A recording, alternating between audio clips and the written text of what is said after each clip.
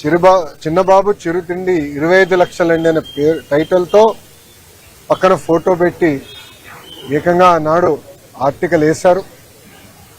ఆ రోజు నుంచే నేను సాక్ష్యమైన పోరాటం మొదలు పెట్టాను. ఎవరన్నా కానీ మీడియా మిత్రులు కానీ ఎవరన్నా కానీ ఒక ఆర్టికల్ వేసేటప్పుడు ఫ్యాక్ట్స్ అని వెరిఫై చేసుకోవాలి. అవసరమైతే ఎవరిపైన అయితే రాస్తున్నామో వాళ్ళకి ఫోన్ చేసి ఇట్లా ఏబోతున్నాం, మీ అభిప్రాయం ఏంటి, మీ వర్షన్ ఏంటి అనేది జనరల్గా కనుక్కునే సంస్కృతి ఉంటుంది. కానీ అలాంటిది ఏం చేయకుండా కావాలని నన్ను కించపరిచే విధంగా ఆ ఆర్టికల్ వేసి ఆ రోజు పబ్లిష్ చేస్తాం జరిగింది. దానిపైన నేను సుమారుగా గత 6 సంవత్సరాలుగా నేను పోరాడుతున్నాను. ఇది 7వసారి నేను ఈ కేసు పైన విశాఖపట్నానికి వస్తాం.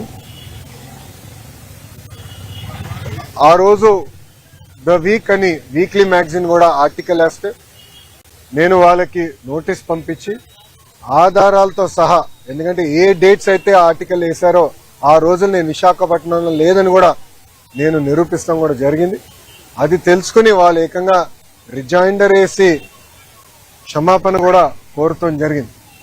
నేను గతంలోనే చెప్పాను, 2014 నుంచి 19 కానివ్వండి, ఇప్పుడు కూడా అంటే గడిచిన 18 నెలలు కానివ్వండి, నేను విశాఖపట్నానికి వచ్చినప్పుడు ప్రభుత్వం నుంచి టికెట్ తీసుకోవట్లేదు, ప్రభుత్వ గెస్ట్ హౌస్లో నేను ఉండట్లేదు. నేను వాడే వాహనాలు 2 వాహనాలు కూడా ప్రభుత్వ వాహనాలు కాదు. ఆ డీజిల్ ఖర్చు కూడా నాదే. నేను తాగే వాటర్ బాటిల్ కానీ చివరికి కాఫీ కూడా ఎయిర్పోర్ట్ లో లాంజ్ లో ఒక 5 నిమిషాలు నాయకులు మాట్లాడాలంటే లాంజ్ లో కాఫీ పౌడర్, వాటర్, చివరికి మగ్గు కూడా నాదే. ఎందుకంటే నాకు ఇది మా తల్లి నాకు నేర్పించిన సంస్కృతి. మనం ప్రజాస్వామ్యంలో ఉన్నాం. ప్రజలకు పవిత్రమైన బాధ్యత మనకు పెట్టారు. వాళ్ళు ఏ నమ్మకంతో అయితే మనకు గెలిపించారో ఆ నమ్మకం నిలబెట్టుకోవాల్సిన బాధ్యత మనందరిపైన ఉంటుంది. ఏమున్నా ఖర్చులు కుటుంబం పరంగా మేము బనాయిస్తాం. నేను గతంలోనే చెప్పాను, ఇంట్లో అమ్మ బ్రహ్మని సంపాదిస్తే బాబు గారు నేను ఖర్చు పెడుతున్నా అని. మా క్రెడిట్ కార్డు బిల్లు కూడా వాళ్ళే కడతాం జరుగుతుంది. సో ఒక పారదర్శకంగా నిలబడాలన్న ఆలోచనతో మేము చేస్తున్నాం. ఇక్కడ మీడియా మిత్రులు కూడా తెలుసు, నేను ఎప్పుడు విశాఖపట్నంకి వచ్చినా గవర్నమెంట్ ప్రోగ్రామ్ వచ్చినా కూడా నేను తెలుగుదేశం పార్టీ కార్యాలయంలో ఆనాడు పాదయాత్రకు వాడిన బస్సులోనే మేము పడుకుంటా పొద్దున్నేసి కార్యకర్తలు కలిసిన తర్వాతనే ఏ కార్యక్రమానికి అయితే నేను బయలుదేరతాం కూడా మీరందరూ చూస్తాం జరుగుతుంది. సో క్రమశిక్షణ, ఒక పట్టుదలతో ప్రజలకు సేవ చేసడానికి నేను రాజకీయాల్లోకి వచ్చాను. అందుకే తప్పుడు వార్తలు రాసినప్పుడు నాకు చాలా బాధ కలిగింది. క్యారికేచర్ వేసి, అంటే పైన నా ఫోటో కింద క్యారికేచర్ వేసి నన్ను కించపరిచే విధంగా చేసినప్పుడు దీని మీద పోరాడాలని ఆనాడు నేను నిర్ణయించాను. తప్పుడు రాతలపైన తప్పనిసరిగా నాడు నేడు ఎప్పుడు నేను పోరాడతాను. 2 కాదు, 3 కాదు, 5 కాదు, ఇంకో సంవత్సరం ఎక్కువ పెట్టినా న్యాయం నా వైపు ఉందని నేను బలంగా నమ్ముతున్నాను. నేను గెలుస్తానని కూడా నేను నమ్ముతున్నాను. ఎందుకంటే నేను ఏనాడు తప్పు చేయని వ్యక్తి, నేను చేయబోను కూడా. ఇప్పుడు మీడియా మిత్రులు కానీ ప్రశ్న ఉంటే దానికి సమాధానం చెప్పేదాన్ని సిద్ధం.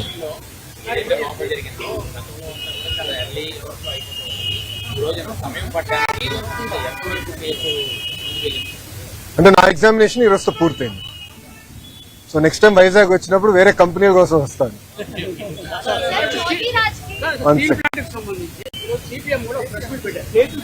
విశాఖ ఎకనామిక్ రీజన్ సంబంధించి 2500 ఎకరాలు ఎవరన్నారండి? ఒక్క నిమిషం సార్, ఒక్క నిమిషం. విశాఖ ఎకనామిక్ రీజన్ కోసం ఆల్రెడీ 1100 ఎకరాలు సేల్కి ఇచ్చారు, వాళ్ళు వాడలేదు. అలా 3000 ఎకరాలు తీసుకుంటారు. ఏ ప్రాతిపదిక కోసం తీసుకున్నారో ఆ భూమి తల్లి మెయిన్ తల్లి ఓట్లు డైవర్ట్ అవుతుందని వారు ఆరోపిస్తున్నారు. మీరే అంటున్నారు ఆరోపణ, ఇంకా సమాధానం చెప్పాలా?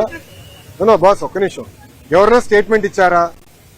మంత్రి కానివ్వండి, అంటే గౌరవ ముఖ్యమంత్రి గారు కానివ్వండి, గౌరవ ఉప ముఖ్యమంత్రి గారు కానివ్వండి, ప్రభుత్వం సంబంధించిన అంటే ఎన్డీఏ ప్రభుత్వానికి సంబంధించిన ఎవరన్నా స్టేట్మెంట్ ఇచ్చారా?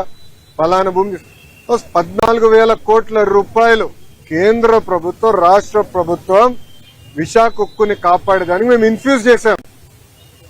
ఈరోజు విశాఖ ఉక్కు 3rd మన బాయిలర్ ఏదైతే ఉందో అది కూడా మేము యాక్టివేట్ చేశాము. ఫుల్ ప్రొడక్షన్ కి మేము తీసుకొచ్చాము.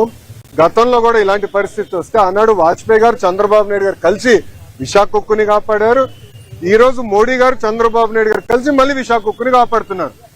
సో అపోహలు ఏం అవసరం లేదు. విశాఖ ఉక్కుని ప్రైవేటీకరణ జరగనీయం. కానీ విశాఖ ఉక్కు ప్రాఫిట్ లో నడవాలని మేము అందరం కోరుకుంటున్నాం. ఎందుకంటే పదే బెయిలౌట్లు ఇస్తాం కరెక్ట్ కాదు. ప్రాఫిట్ లో నడవాలి, దానికి అందరూ సహకరించాలి. విశాఖ ఉక్కుకి సంబంధించిన భూమి 1 ఎకరం ఒరిజినల్ ఇంటెన్షన్ కి ఇచ్చారో దానికే వాడతాం తప్ప వేరే దానికి డైవర్ట్ చేయాలన్న ఆలోచన ఎన్డీఏ ప్రభుత్వానికి లేదు. సిపిఎం సోదరులకి స్క్రిప్ట్ ఎక్కడి నుంచి వచ్చిందో వాళ్ళే దానికి సమాధానం చెప్తే బాగుంటుంది.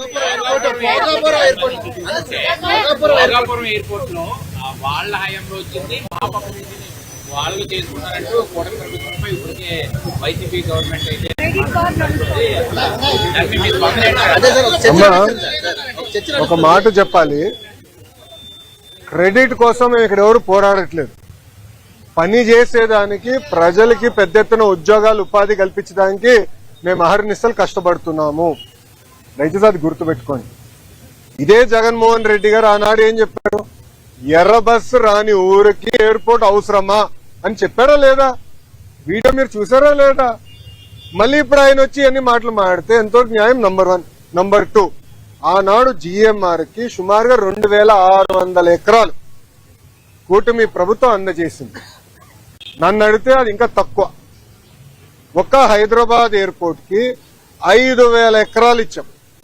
ఆనాడు ఇదే పెద్ద మనుషులు ఏమన్నారంటే హైదరాబాద్ ఎయిర్పోర్ట్ కి 5000 ఎకరాలు అవసరమా, ఎయిర్పోర్ట్ కి 5000 ఎకరాలు అవసరమా? ఈ రోజు మీరు హైదరాబాద్ ఎయిర్పోర్ట్ చూడండి, అదే సమయంలో బెంగళూరు ఎయిర్పోర్ట్ చూడండి. ఈ రోజు బెంగళూరు సిటీ 2వ ఎయిర్పోర్ట్ కోసం ఎతుకుతున్నారు. కానీ అదే హైదరాబాద్ రాబోయే 100 సంవత్సరాలు కూడా కావాల్సిన డెవలప్మెంట్ కి భూమి రెడీగా ఉంది. ఇదే టెర్మినల్ ఇంకొక మిర్రర్ కాపీ అటు పక్కన చేయొచ్చు. సో అలా ముందు చూపుతో ఒక విజన్ తో చంద్రబాబు నాయుడు గారు ఆనాడు చేశారు. జగన్మోహన్ రెడ్డి గారు అధికారంలోకి వచ్చిన తర్వాత జిఎంఆర్ కి ఇచ్చిన భూమి కూడా వెనక్కి తీసుకున్నాడు. సుమారుగా 600 ఎకరాలు వెనక్కి తీసుకున్నారు. కూటమి ప్రభుత్వం తిరిగి వచ్చిన తర్వాత ఆ భూమి మళ్ళీ జిఎంఆర్ కి తిరిగి ఇచ్చారు. ఎందుకు ఇచ్చారు మనం చెప్పాలి. కేవలం ఒక ఎయిర్పోర్ట్ లో ఫ్లైట్ ల్యాండ్ అవుతాము, ప్యాసింజర్స్ దిగుతాం, ప్యాసింజర్స్ ఎక్కి వెళ్ళిపోతాం కాదు.